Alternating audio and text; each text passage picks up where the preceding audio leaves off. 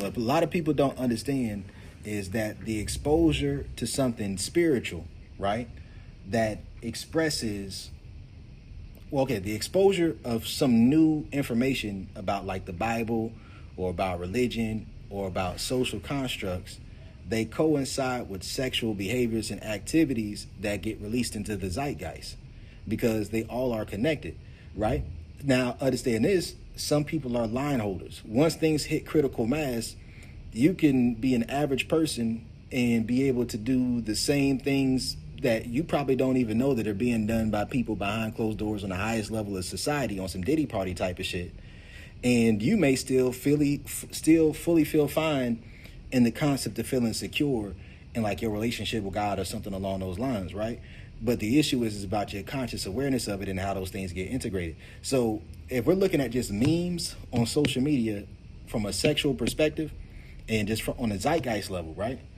There's different artists, different platform content creators who will have a different thing that they're bringing in to the zeitgeist.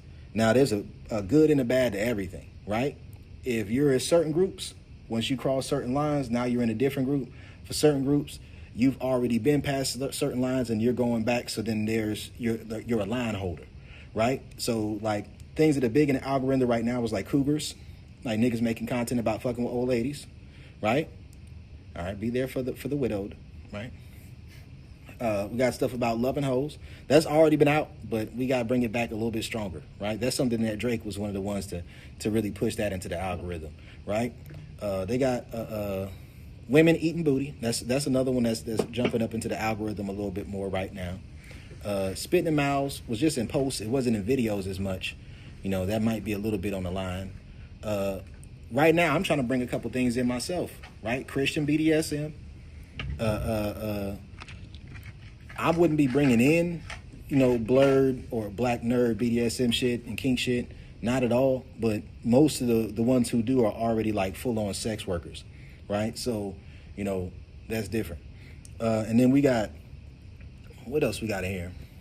Oh, yeah, they bring in bisexual men into the fold with black women. They trying to bring them back right now, right? They started that with Steve Lacy, right? Because when you see artists pop off, once they cross certain lines, typically it's over with for them and black women, like, period.